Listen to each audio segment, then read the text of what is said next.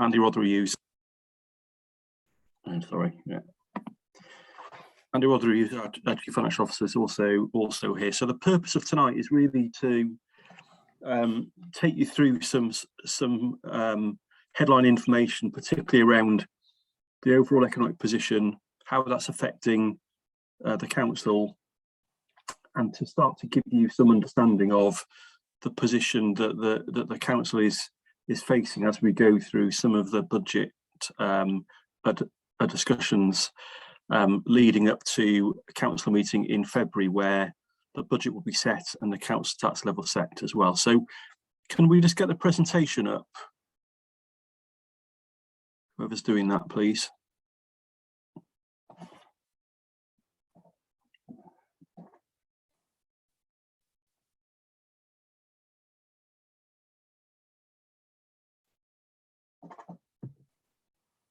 Okay. All right, let's go to the next slide then, Andy.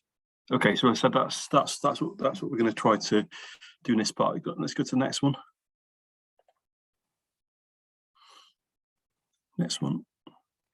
Okay, so the purpose of this slide is just to give you a bit of headline really around the overall economic position. And again, probably none of this is a surprise to people, but it's important contextual information in the context of the position the council is facing. So I'm sure people will have heard today about Bank of England putting interest rates up. That's obviously from a macro economic position. That's about trying to curb inflation, and I think the general view is inflation will peak at around 11% and then hopefully fall back down during 2023. But what this graph tries to show is the impact that inflation has, and its impact is different based on your income. So in the context of us trying to understand the pressure on services and the pressure that people are under, what this shows is that if you're at a lower income, then the inflation impact of the increase in price on food, on petrol, on sort of energy generally is much more than if you're on a higher income. And it's, as I say, that's important in the context of people who come into different elements of public service. So what you will see is that basically we are projecting that 4,000 more people in Bath, North East Somerset will fall into absolute poverty in 2023, and there's a significant number of children in that, and that then feeds onto things like potentially children coming to care, family breakdowns, all of those sorts of things. So again, just to give you some national context. Now we all know that a lot of the inflation that's in the system at the moment is not based on, it's not often based on factors that are outside of our control, but it is important that we recognise that. Should we go on the next one? Richard's there now.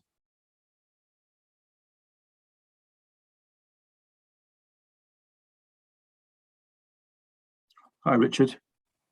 Good evening. Like everything else in the country, our Zoom has gone to the dogs as well. So I was just going through this general bit. So if I just do this bit and then hand back over to you, Richard, if that's all right. So what this graph shows is that when you then take into account all of those pressures that people are under, what we are seeing is a really big increase in the amount of welfare support coming through into the system, and that in itself shows the pressure that's there and potentially the recourse that people will have to public services. And it's been really interesting to listen to other organisations across the council area to understand the level of demand that's currently in the system. And again, if you just see there the crisis support claims per 10,000 population, you'll see how those have increased in the last year or so. That's a really interesting sort of analysis of where we are. Okay, I'm going to hand back over to you now, Richard, if that's all right. Okay, well, I won't go back over the slides, but what I did want to say was first of all, welcome to the second of these budget engagement sessions. Perhaps, and as you probably see, the session is being recorded, so we can capture what people say and we can follow up on that. Will has already started to run through the presentation. I'm sorry I couldn't join you at 6. I've been trying very hard for about a quarter of an hour, but there we are, we're here now. I think the main point I want to get across is that the current situation we are in respect of what is happening to the national economy is quite unprecedented. I've worked in national governments for 40 years, and apart from the period in the 70s, where obviously things were very difficult, I have never encountered a year where interest rates have been rising, inflation is high, budget deficit is high, and the Bank of England today is forecasting at least a 2-year recession. These are quite difficult times, to say the least, to prepare and present council budgets.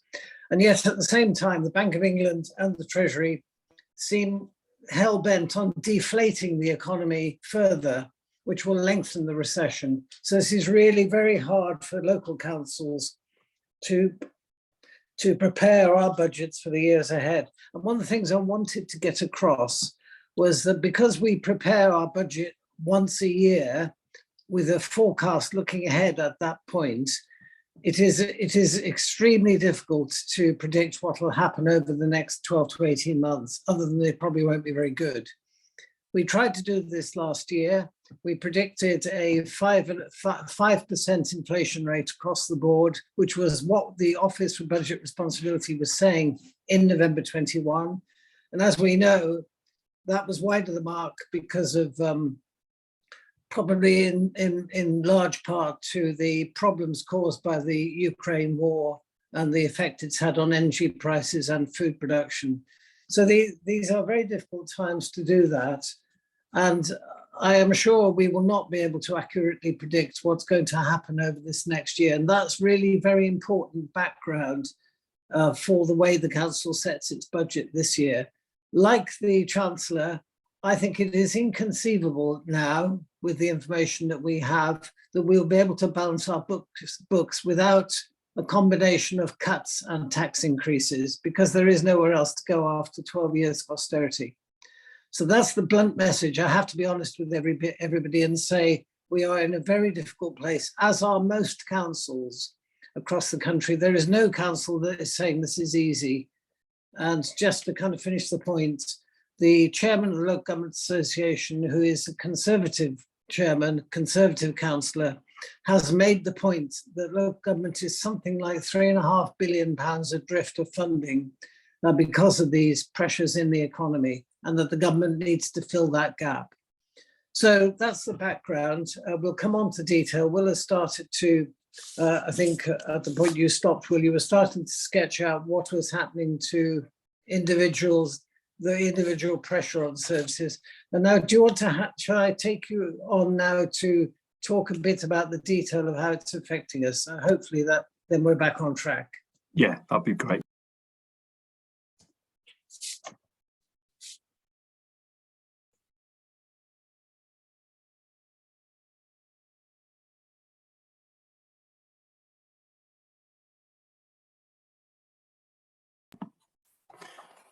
Okay, so I'll just talk a bit, if I can, then around the impact on the council. So should we go to the next slide, Andy? So we put this slide in just to give you some sort of context again around the general impact on the economy in the last couple of years. So you can see February, March, April, etc., 2020, when COVID hit and lockdown came into place, a huge contraction in the economy. But actually, you can also see that a lot of that rebounded quite quickly. So obviously, there was a huge amount of government support that came into the economy at that time to keep a lot of that activity going.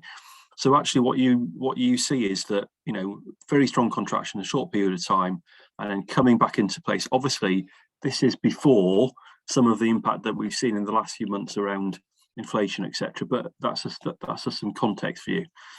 On the next one, Andy.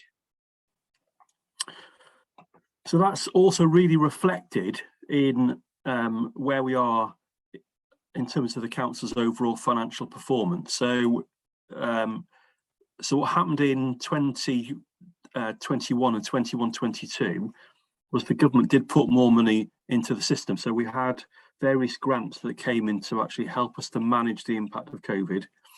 Bath North East Somerset was one of those few councils that was impacted much more than others because of our reliance upon income. So I think we said here before, we've got three very significant sources of income: our heritage assets, so principally the Roman baths, our commercial estate, and our car parks. So we are much more reliant upon income than many other authorities are. So what that meant was that when the economy was shut down, the impact on us immediately was really significant. And obviously we talked through that position with government, and when they put forward their support package for local authorities, a lot of that we were able to use to actually manage that contraction fairly well. So what you will see is that in 21-22 we actually managed that grant really effectively, and we ended up at the end of March 2022 with a just over £4 million underspend on our budget. So and actually that's the third year in a row that the council has recorded an underspend. So what that demonstrates is that structurally, actually, the council is managed well in terms of its finances. 22-23, we are facing a completely different situation. As Richard said, there's a significant inflation shock in particularly summer 2022, and what that's done is feeding through to significantly increased cost, but also significant increase in demand.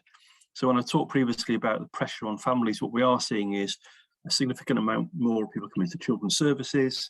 We're seeing inflation across the board. So what that means at the moment is that based on a forecast that we've done at the end of September 2022, we are currently forecasting a potential overspend of 4.47 million. Now, obviously, we don't want to be in that position at the end of this financial year, and we are now working hard to manage that position and to try to ensure we have a balanced position. But the purpose of this slide is just to give you the impact of that context in terms of the overall macroeconomic position. Let's go to the next one, Andy. So again, this just shows inflation and how it's risen really swiftly and very sharply. And like any business, like any sort of domestic position, the council is impacted by increases in costs. And as I said, that's flowed through to the forecast that we're making so far. The next one. So this just gives you some headlines again about a bit more granularity behind that sort of overall number. So our income is actually doing pretty well. So when we went through the period post-pandemic, we've built back in assumptions around our income recovering to pre-pandemic levels, and we're actually doing slightly better than we've been budgeting for in the Rowan Baths and our commercial estate and parking, and that's obviously really welcome, and we'll continue to hopefully get some more income around that. As I've said, children's services in particular, really significant pressures there. We've got something like a third more children coming into care in the last 18 months. And often there are significant costs attached to actually delivering our statutory duties around children's services. Our recycling levels are up, and that's really good on two levels. Obviously, that's good just in terms of taking stuff out of the waste stream, but also because the recycling goes up, we get income from recycling material when we sell it, etc. So we've gained more income from that. But the flip side to that is, particularly in waste collection, our staff costs have gone up. So for instance, We've had high levels of sickness, so we've had to bring in agency workers to cover some of those sort of things. And you know, there have been pressures on staff costs in waste and in various other parts of the organisation.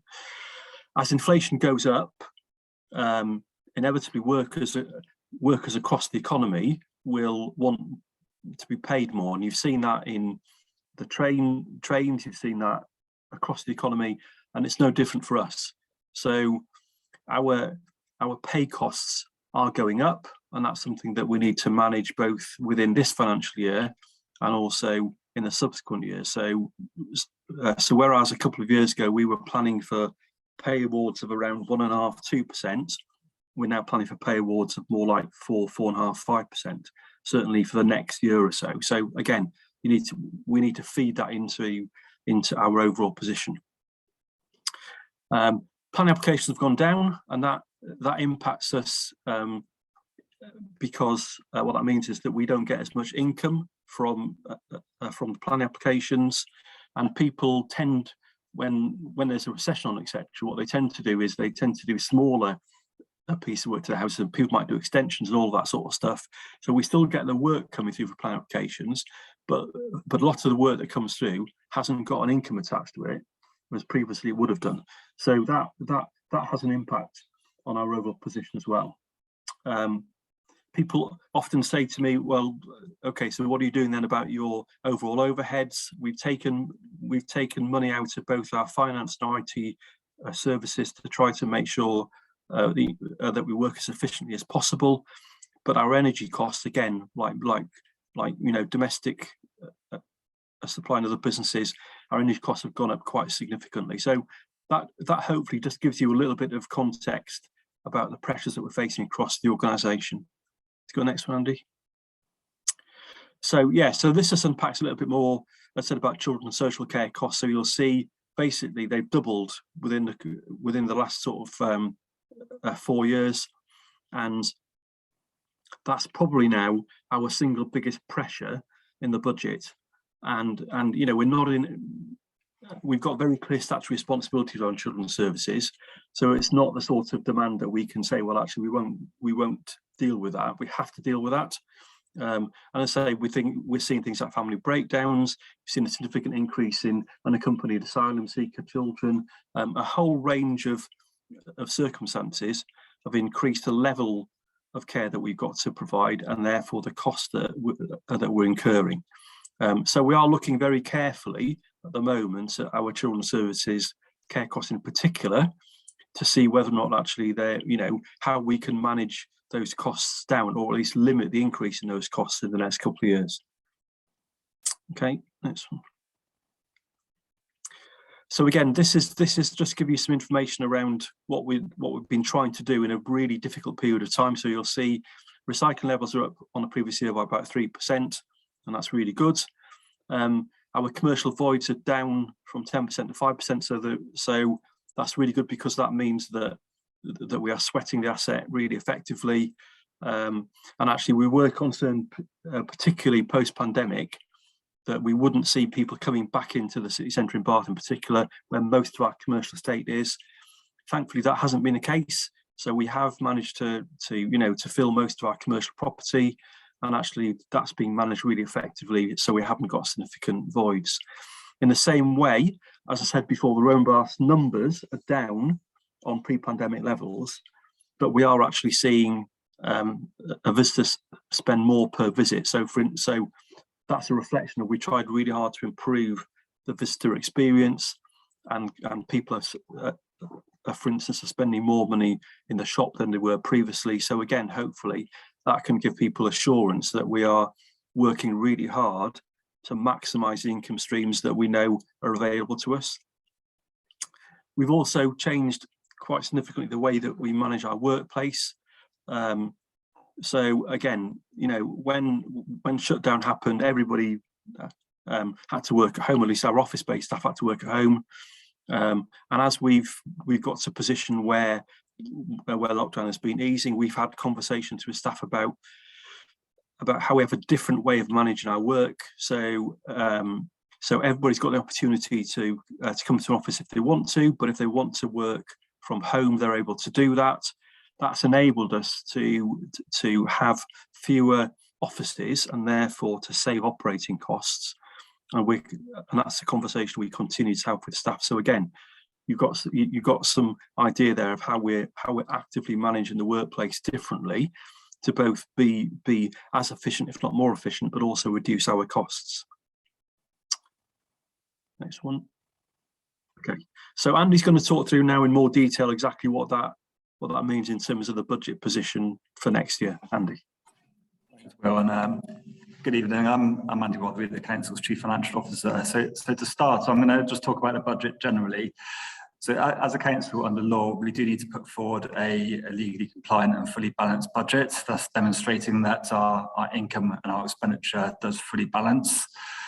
Also, with the budget, it's a resource planning tool. It's really key for councils to demonstrate how they deliver value for money and also provide assurance to the council, but also to the taxpayer, because we are expending public funds.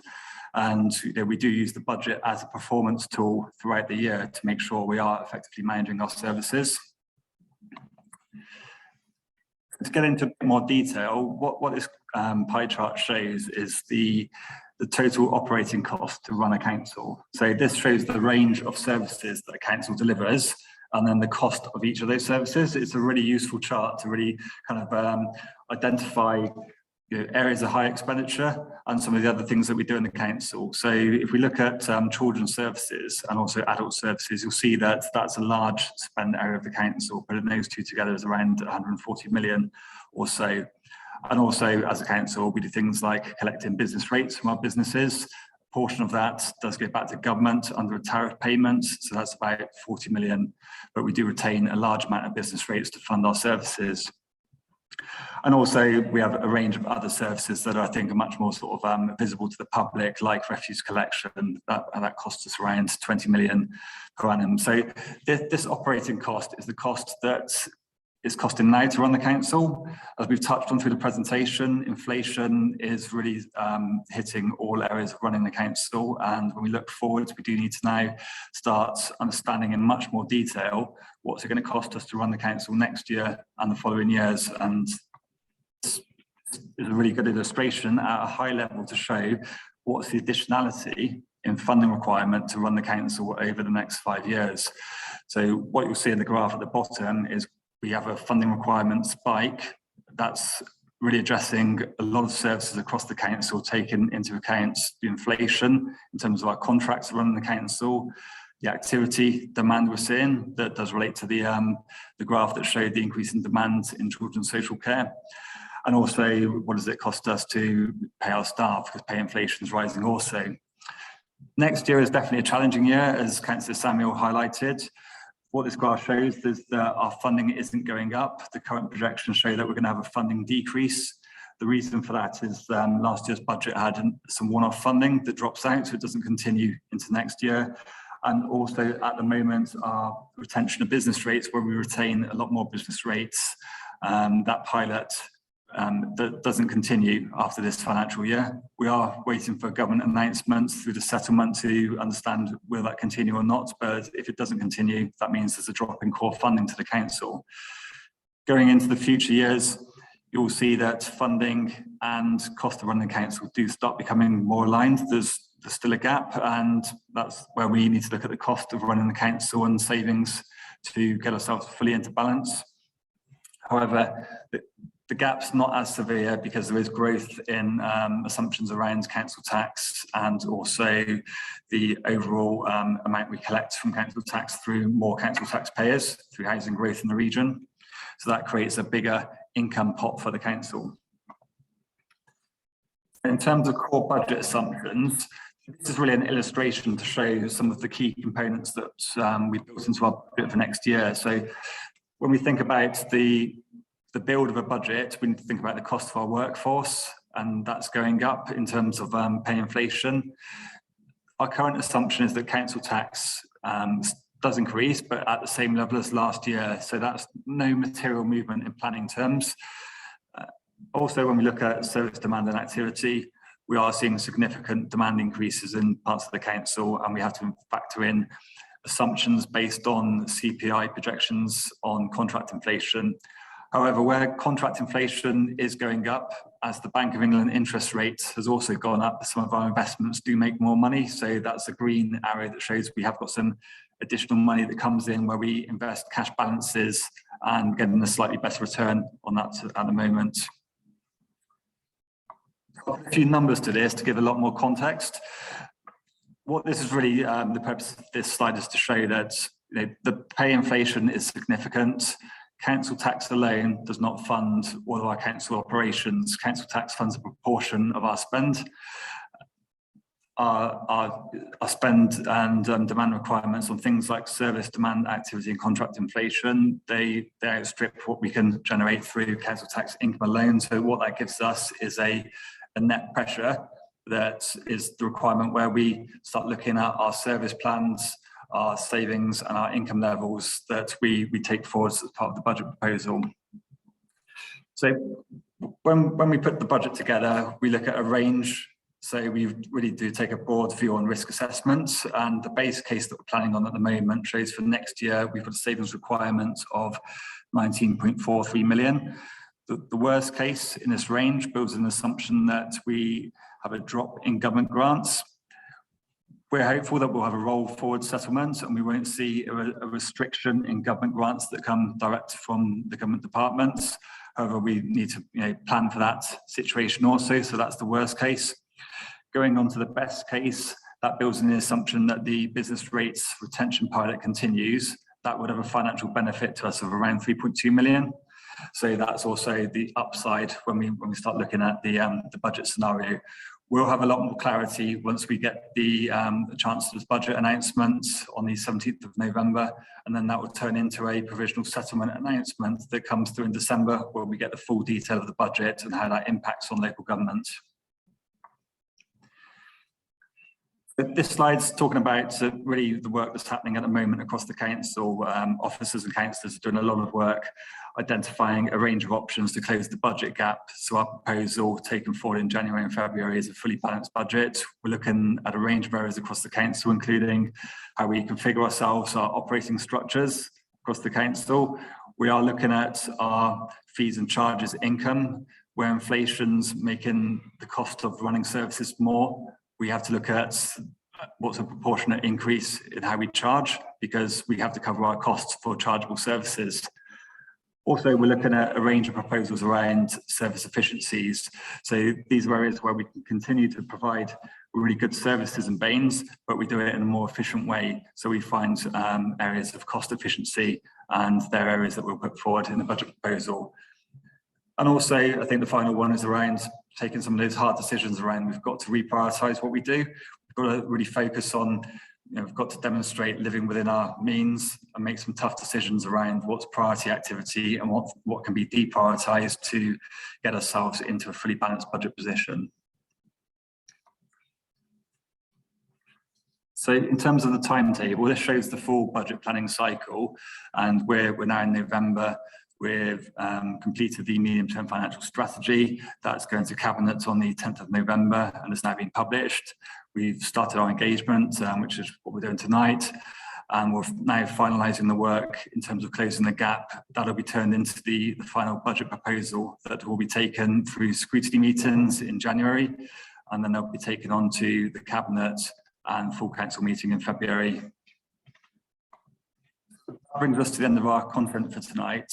I'm going to stop sharing now and come back to Richard.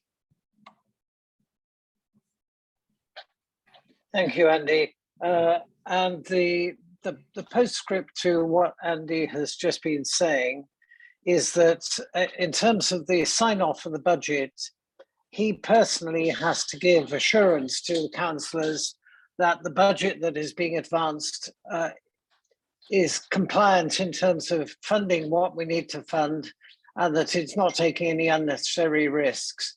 So, there are constraints around a budget. One cannot put up fantasy figures. One has to put up accurate figures that reflect what we believe to be the case. So we've got around 25 minutes now for anybody to make questions or comments. It would probably be helpful if you could indicate in the chat if you want to speak, because I can't actually see everybody on the screen at one go. So the hand symbol isn't that easy to follow. So if you do want to say something, could you just indicate in the chat, and I'll pick it up from there. So who wants to go first? But actually, while we're waiting, Andy, there was one question in the chat from Paul Pound about commercial estate. I wonder if you could pick that one up, because obviously that's something we've been looking at very closely. Yeah, of course. Yeah, it's a great question from Paul, because the pandemic definitely impacted our commercial estate. Pre-pandemic retail was becoming a little bit more challenging in terms of income generated. So pre-pandemic, the council was generating around 20 million of gross income on the commercial estate. That did drop significantly as a result of the pandemic. I think at worst it dropped to around 15 million. It is starting to build back up, and I think we're at around the 17 million mark gross income. And that does highlight what we have seen is a lot of market interest in Bath and North East Somerset. There's been a lot of new commercial lettings in the city centre. Fortunately, lots of those are in council-owned properties. So our voids have gone down from around, I think, about 10 or 12%, really in the middle of the pandemic, to around 5% now. Thanks, Andy. I mean, I think it's probably worth saying that in the pandemic period, the central government provided lots of support to small businesses, either through business rate relief or other support packages. Unless those, and I'm expecting that if the UK goes into recession over the next couple of years, there will be a lot less consumer and discretionary spending. And that may well affect some of the businesses who are our tenants. So it's something we'll be watching very closely. But in the absence of those central government packages of support, many businesses are going to be in financial trouble, I fear. So that is something that we need to watch. Simon Lawson, you had a question? Yes, thank you, Councillor Samuel, and thank you both to Will and Andy for a very frank and interesting presentation. I was just wondering about the bit in your presentation you're talking about reprioritising services. Obviously, that's the concerning thing for local organisations and local people. Have you come to any sort of initial conclusions about that yet? Well, I'll take that first. Andy might want to come in, or Will. At the moment, we are going through the first cut of what changes we can make to our spending patterns. And those are still being reviewed. We're going through a review process that actually we will conclude next week. And then when that's finished, we will see where the landscape settles in terms of our progress towards the spending target. I mean, I'm personally very conscious that we have an important role to support poorer members of our community through these difficult times. And that is something we don't want to lose sight of. So whilst I can't say that all the services we provide to lower income groups and people with higher needs than others will be preserved exactly as they are now, that would be what we'd be trying to do. But I think it's highly unlikely we will come out in February with the same pattern of council services that we've got at the moment, because we have no choice but to balance the books. I don't know whether you want to answer that. To that, Will? Yeah, if I can add a couple of things. So the first thing to say is we're not alone. So every council across the United Kingdom will be doing the same. Labour, Conservative, Liberal Democrat, no over control. Every council will be facing this position.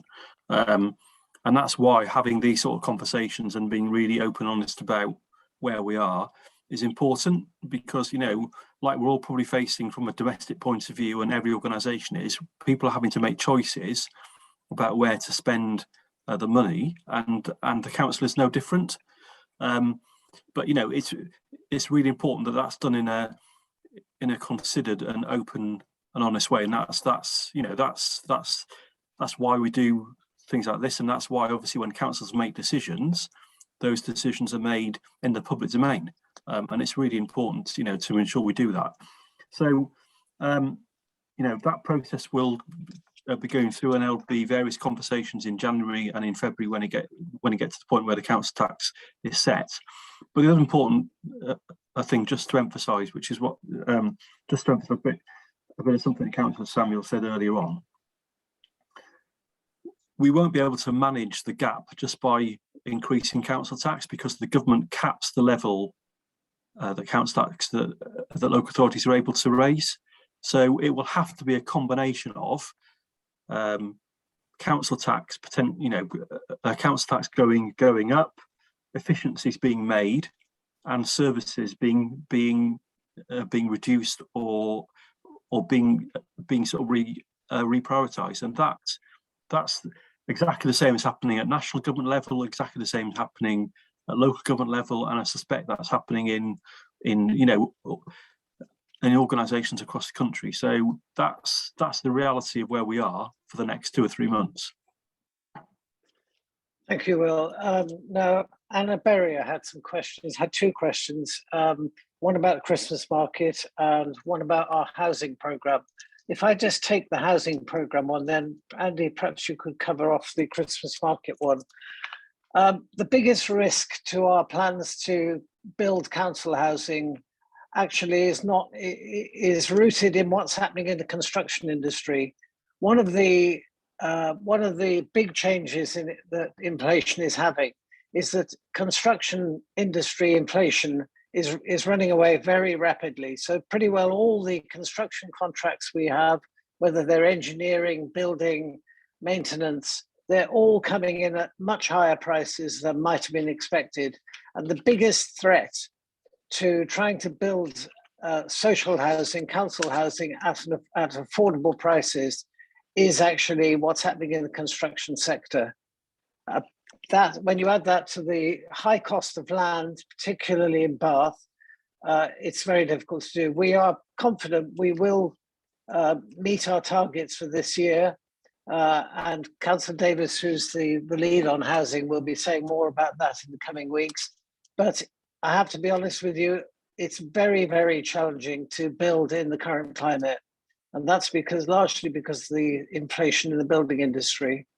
So Andy, do you want to take the point about Christmas market?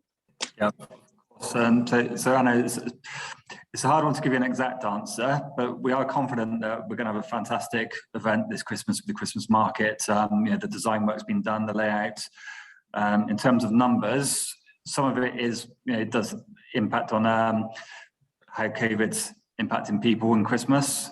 But without a further sort of outbreak of COVID, we're confident that there'll be a high interest in the Christmas market. I think through the bid, our footfall has been really strong through summer, and lots of the events that have happened in the city have been a great success. So I think that will continue into Christmas. I think there'll be a big interest. Thank you, Andy. Now, does anybody else? Well, I can't see anybody indicating that they do want. Oh yes, there's something that's just come in. Oh right, thank you. Yeah. Does anybody else want to ask a question or make any comment? There is one thing, while you're thinking about it, there is one thing I want to say, which is just a statement of fact, really. In the run-up to the local elections next year, I expect all sorts of promises will be made to the electorate about what's going to happen and what parties would like to happen, and that's perfectly fine. But what I think I must say very bluntly is that any promises that are uncosted can only be met by cuts to other services. There is no spare money in the council's budget whatsoever now. And so whatever you see next spring when parties lay out their stall has to be tempered by the reality that there is no spare cash around unless you make a compensating cut. And I perhaps should have said this in the introduction. In the council's budget next year, there is no growth in the council's budget unless it is matched by a compensating cut. That is one of the principles we're taking into this budget setting. So it's not a warning to people, don't promise things, but it is the fact that we cannot add to our cost base without there being compensating cuts. So I'd be very skeptical of anybody who turns up on your doorstep saying we can do X, Y, and Z, because you can't unless there is a reduction elsewhere. So, is there anybody else who? Yes, Liz Hardman, you've indicated.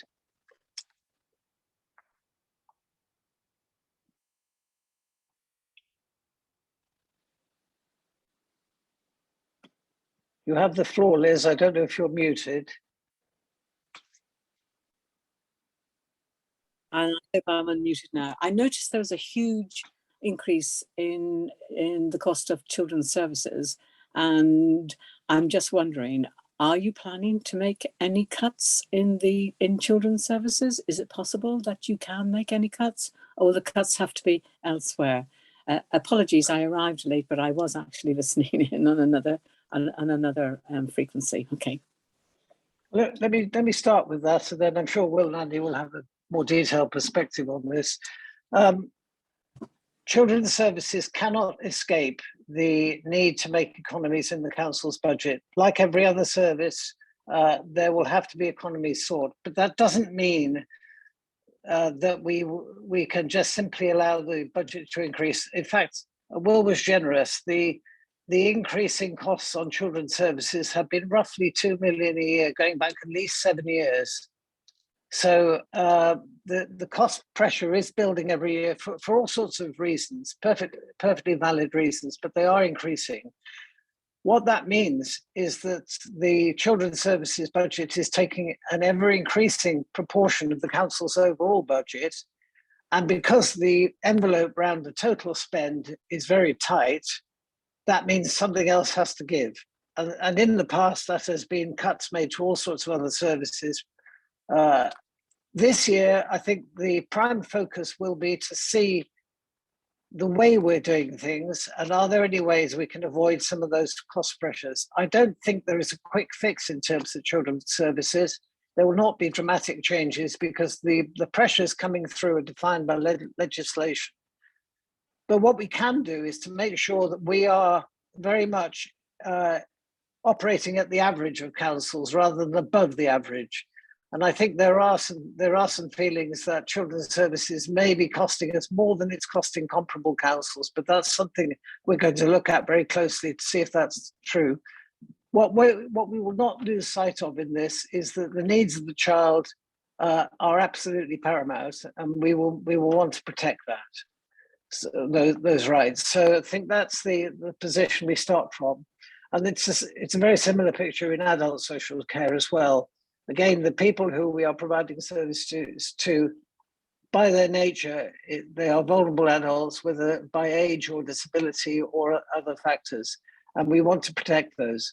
But I think Will Godfrey made the point earlier on, we cannot carry on doing as we've done in the past. We have to change something. And that'll all be revealed in February when we get to the end of that process. I think I saw somebody else come in, Michael Earp. Do you want to say something? Yes, good evening. Good evening. I noticed that you're planning an increase in the income from your various investments. I assume those investments cannot be liquidated and are not effectively a source of funds for your operation. Is that correct? I'll get Andy to take this, but what I will say is the council has a lot of money on reserve, on deposit at any particular point in time, and that money is obviously placed into investments that can raise money, some long-term investments, some short-term investments. We couldn't clear the decks there and suddenly spend all of that money to prop up our day-to-day spending, because actually it would leave a complete hole in our finances. So I don't think we'd ever be planning to liquidate those assets and simply spend them. So it's a bit like treating the symptoms of a disease when actually you're not really treating the cause. So I think, I don't know, Andy, I'm sure you've got a more technocratic answer to this. Well, no, you're absolutely right, Richard. I think it simply is the investment income comes from holding cash balances because we're a large organisation, so our bank holds cash, so we deposit that. And that creates an interest income, but in the main they are short term. What we can't do when we run the council is fund our operating expenditure from our cash balance or our reserve, because that will dry up, and then we won't be able to meet future commitments that are held against some of those balances. So it's not an available funding source to the council. Okay, I mean, sorry, Michael, just add to that. When the council set the budget last year, we did set up a number of reserves, particularly around hedging against unexpected risks from COVID. And we have had to draw on that money this year. So I think putting aside money for those specific challenges is something that most councils do. We do it routinely. Obviously, we hope never to have to draw on those reserves, but sometimes we do. And that's what the reserves are there for. But I mean, if we had spent that money or not made any provision for it, it just comes out of the general pot of reserves. And once you've spent your reserves, that's it. You have nowhere to go. And thankfully, Bath North East Somerset is a long way from that position. But there are some councils over the last 12 months that have run out of reserves and are actually operating on the edge. And the government has sent in commissioners to run those councils. And that's not something we remotely contemplate doing. But I mean, that's what happens when you do manage your money badly. Sorry, you were going to come back on something, I think. No, just thanks for that. I understand. Thank you. Okay, thank you very much. Now, does anybody else want to say anything? I'm just looking across my screen. Can't see anybody who's indicating. I mean, if nobody else has anything they wish to say, I mean, just let me reiterate what was said by Andy Rothery there in terms of the timetable. For public consumption now, nothing will be seen until the first stage is we publish our medium-term financial strategy. It's published now for consideration next week. But in the intervening months now, between November and February, we will be working on this detail to get the budget to a point of balancing it so that it's ready for next February. The big key piece of information we don't have, which we will have on the 17th of November or shortly afterwards, is what the government's intentions are for local government. And once we have that information, we will be able to start to pull all this together into a better position than it's in at the moment. There is a lot of hypothetical assumptions in the budget at the moment. So that's it. If there is anything you want to ask, you didn't have a chance to ask tonight, either email me or Will Godfrey or Andy Rothery, and we will try and answer your question. And we are always happy to hear public comments, public views on what we're doing. So thank you very much for attending. I hope you found that useful, if a little depressing at times. But these are challenging times we live in, and that's probably about the most optimistic way I can put it. So thank you. So good night to everybody, and we'll see you soon, I hope. Okay, bye.